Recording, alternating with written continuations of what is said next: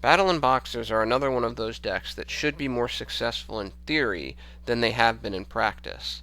They have a wide variety of effective monsters that are capable of producing forms of advantage. As level 4 warriors, they have access to some of the best Xyz in the game, even when not taking into consideration their own unique Xyz. Finally, they have an impressive boss-type monster that can be difficult to remove from the field, and really just be a general pain in the neck. However, despite all of these things they have going for them, they are not even widely considered Tier 2. Why is that? I think there are two reasons for this failure that are interrelated. Suboptimal deck design born from a single-minded play strategy. Let's see if those two reasons can be worked out in this deck building session. As I am wont to do when tackling a deck build for a particular archetype, the cards directly associated with that archetype are evaluated first. Leading off with Glassjaw, the double-edged sword for the deck. The good, it's a 2000 level 4 that grabs a boxer from the graveyard when it's sent to the graveyard by a card effect, allowing for the frequent reuse of other boxers, especially Switchitter. The bad, it can be removed from the field by battle by any attacking monster, even a monster with 50 attack points. Thus, it provides 0 protective capacity because the opponent will also get to attack again with the monster that first attacked Glassjaw. However, at least the fortunate aspect of that is when it is attacked, it will be destroyed by its own card effect, not by battle, so at least you can get its effect and scoop one other boxer monster from the graveyard back into your hand. The general strategy for Glassjaw is to use him in an XZ summon and be the second card detached from the XZ to at least return the first detached target to your hand. Despite its questionable defensive ability, 3 copies of Glassjaw.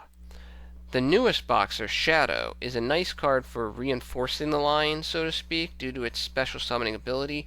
However, it does not help that much in actually establishing the line. That's to the other boxers.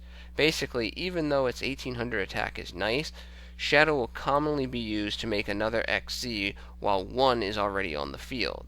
Not surprisingly, Shadow works best in conjunction with the boxer's unique XZs, especially Lead Yoke and number 79. With number 79, Shadow is a free monster because the material detached can simply be absorbed again from the graveyard by Caesar's effect.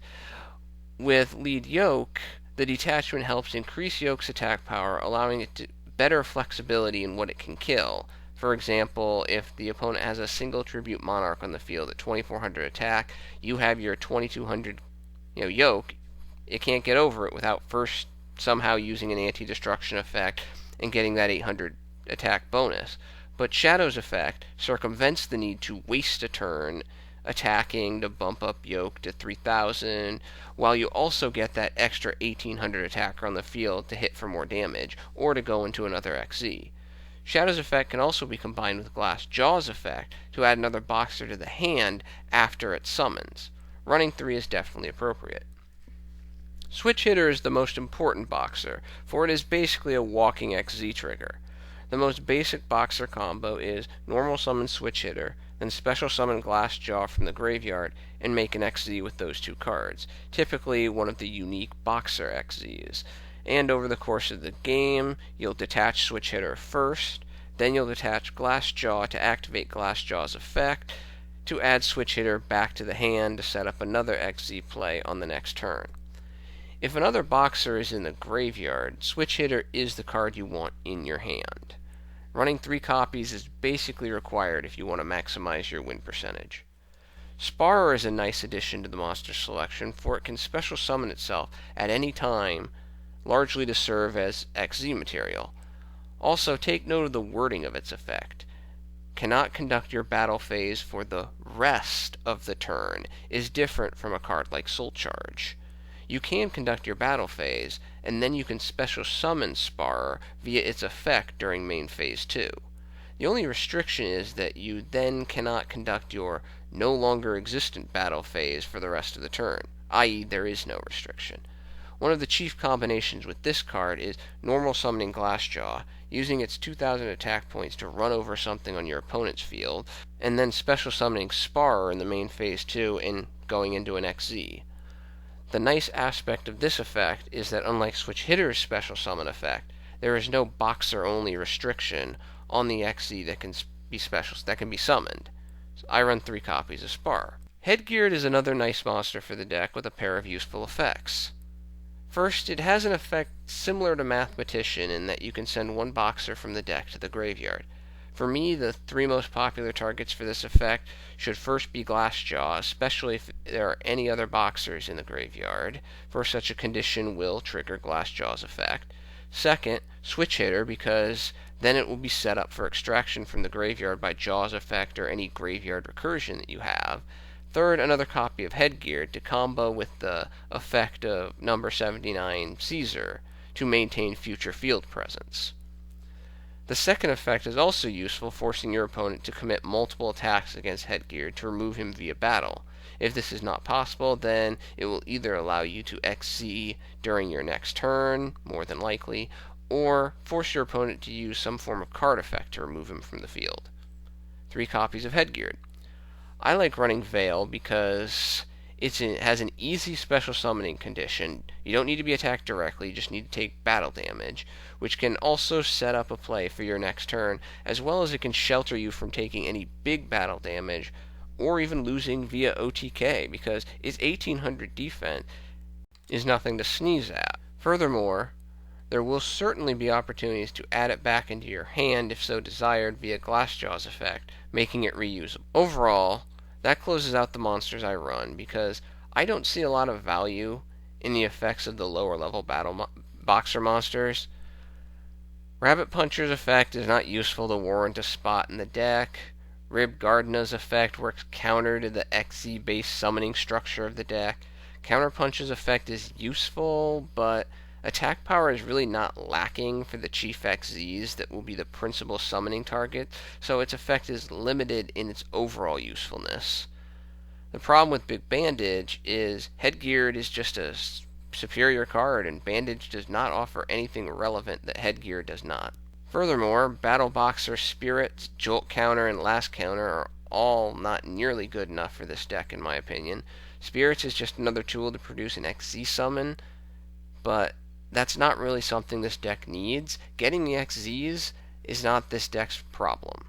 So it's almost like just almost a redundancy in a sense that is just takes away deck space for something else. If the card was quick play, then I think Spirits could be significantly more useful, but it's not, unfortunately. Jolt Counter is too situational. I mean, it would be better to run something like Trap Stun if back row is really that concerning. And while Last Counter has the potential to produce more damage than a card like Counterpunch, it still has the same general problems, including less versatility than Counterpunch, which makes it even worse. Moving on to the spells. First, because all the monsters I run in this deck are level 4 warriors, obviously 3 copies of Reinforcement of the Army is a must. Next, the 5 generic spells I frequently run: 1 Raigkei, 1 Book of Moon, 1 Soul Charge, 2 Dark Holes. Due to the special summoning dependency of this deck, to be successful, I think 2 Mystic Space Typhoons is the right amount of balance to eliminate cards like Vandy's Emptiness, Skill Drain, Lose 1 Turn, and defensive cards that don't destroy like Dimension Prison. Moving briefly to the traps, I run 4 of the 5 general staples in Torrential Tribute, Bottomless Trap Hole, Solemn Warning, and Compulsory Evacuation Device. I run, again, people who watch my deck builds know I tend to prefer Compulse over Ring, and this is another one of those situations where Compulse I think is much more important than Ring, because destroying monsters via battle is not going to be a big problem. However, what happens when you run into a monster that can't be destroyed in general? Not by battle or by card effect. Ring is worthless. Compulse still can do some good work for you. To understand the reasoning behind the rest of the cards in this build, I think we need to talk about Boxers in general from a construct of play strategy. The overall strategy for Boxers is to make their unique XZs because they have effects that either shrug off destruction to a point or take advantage of being destroyed. Unfortunately for Boxers, there are a number of cards in the game that remove cards from the field without destroying them. Therefore, while XZ summoning is not difficult for Boxers, it is important to protect these XZs from non-destructive effects. The issue where I feel a number of Boxer players falter, at least in the decks that I've seen in the past, is that they don't appreciate this reality and how fast it can occur. I see builds that run 2 Forbidden Lances and maybe 1 or 2 breakthrough skills, or Battleground Howlings for protection, and that's that. Honestly, that's not enough protection. Realistically, Boxers should almost be treated as kind of a Bujin-esque deck, where basically you put on that quote-unquote helmet. If your opponent wants to do something, it needs to involve destroying, not banishing, not bouncing, or not removing via destroying. Or at least they're going to have to do it, try to do it multiple times, because you're still flipping over cards that will prevent them from doing that. To that point, I run 3 copies of Forbidden Dress to ward off targeting effects. I mean, obviously you have to make sure you activate Dress before your card is targeted, because after it's targeted, then Dress can't prevent the target, but it still can prevent the destruction. Also, Dress's attack augmentation, similar to Lance, helps to keep a monster alive an extra turn to set up an XZ summon. The big difference between Dress and Lance is, remember, Lance doesn't address monster effects. It only addresses spells and traps, and overall, there are fewer weaknesses to using Dress over Lance, because there are a lot fewer spells and traps that remove cards from the field without destroying or targeting. Thus, the complete negation of spells and traps is inferior and less beneficial to preventing exposure from monster effects with Dress covers. I also run 3 copies of Breakthrough Skill, which in this deck is typically superior to Fiendish Chain because the second use from the graveyard is preferred to the stopping your opponents from attacking, as well as the opponent can't flip over a Mystic Space Typhoon or some other back row destruction in response to the activation of Breakthrough Skill with the intent of negating its negation. They can do that with Fiendish Chain. They can flip over that MST and, oh, well, Fiendish Chain doesn't mean anything anymore. Then they get their monster effect. Finally, I run 2 copies of Xyz Reflect to further neutralize targeting.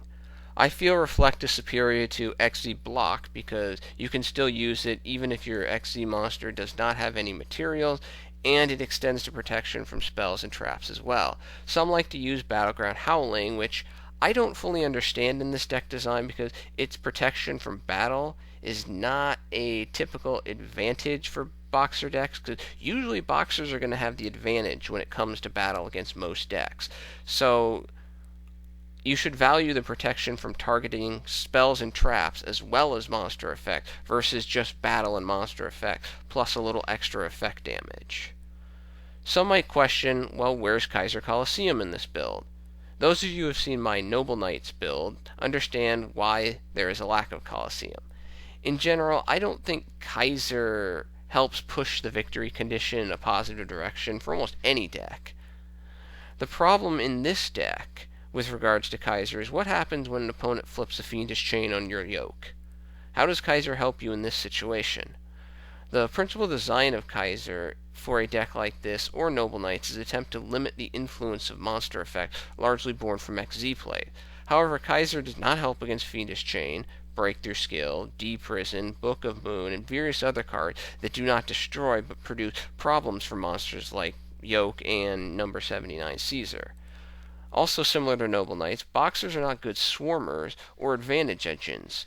Thus, your opponent will typically break even, and there are some times when they'll actually improve upon their position while you're sitting there smashing into their defense position monsters.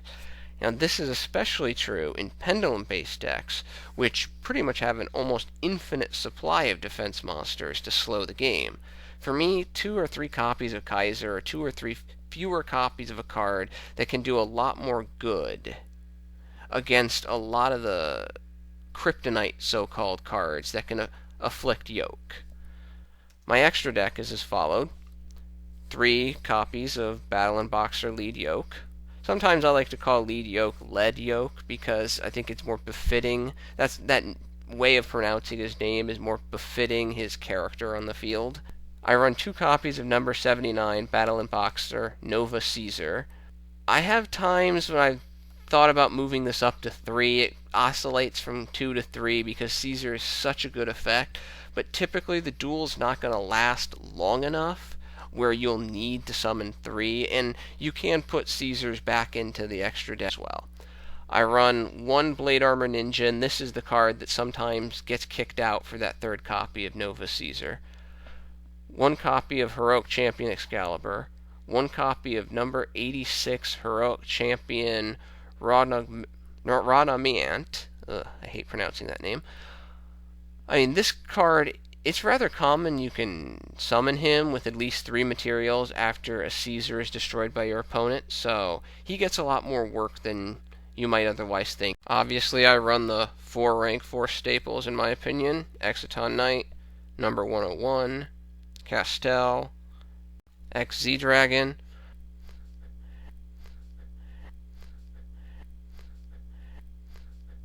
I run 1 Antiluminescent Knight, 1 Gaga Cowboy, although I can see some people upping this from 1 to 2 because of, again, Caesar's swarming effect, and 1 number 80 Rhapsody in Berserk. The issue with Boxers, other than the fact of, I think, over-reliance on Yoke, is that they're not huge deck thinners. They have nice plays with switch hitters and other Boxer monsters to create advantage situations that can produce numerous XZ plays, but they have trouble going quickly through the deck. Thus, they can get into trouble from time to time with resources, with the ability of numerous other decks to make multiple plays. That's why I feel this deck needs more protective cards versus cards that'll allow the player to make another XZ during the next turn. Or due to the swarming capacities of a number of decks, there might not be another turn. Another key point, as I've mentioned before, is don't rely too much on Yoke, but also focus on Caesar, for when played properly, Caesar can have sufficient attack power and can be a nightmare for your opponent to get rid of due to the threat of, well, if I destroy this, 3 to 5 monsters are going to come down to the field. The next turn, he might put a number 86 on the field with 3 to 5 materials. How am I going to get around that? Or he could put another Caesar and another Yoke on the field. Using Caesar intelligently is critical for success with Boxers because it creates a power of field presence that Boxers can have trouble creating for themselves. Overall, I've had some good success with this build in the past, and you can take down tier 1 decks from time to time with it. If you like Boxers, I think this type of build will work well for you too. Well, that's my Battlin Boxer deck build. Thank you for your attention and your time. I'm out.